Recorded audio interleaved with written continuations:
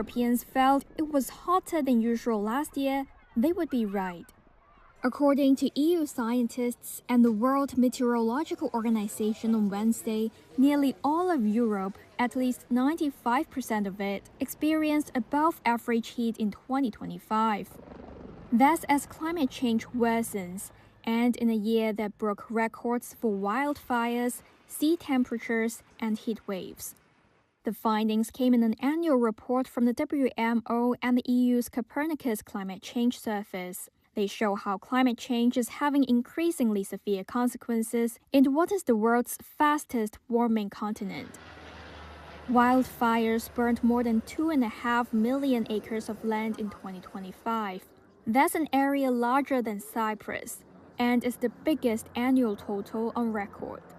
More than half of Europe was hit by drought conditions last May.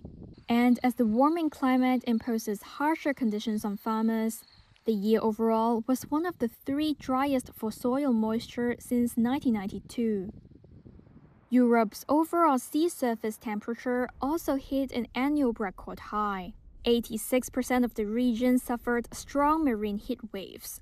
The report also included particular concern about changes in Europe's coldest regions, such as subarctic Norway, Sweden, and Finland. They are areas where snow and ice cover is crucial to slowing climate change by reflecting sunlight back into space, and where ice loss adds to sea level rise.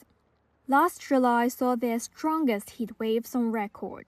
The findings come at a time when some governments are seeking to weaken emissions-cutting policies over economic concerns. The EU has promised to stick to its green goals.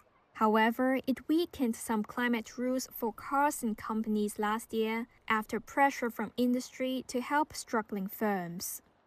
Samantha Burgess, strategic head at the European Centre for Medium-Range Weather Forecasts, said the report showed that climate change is not a future threat, it is our present reality. The pace of climate change, she said, demands more urgent action.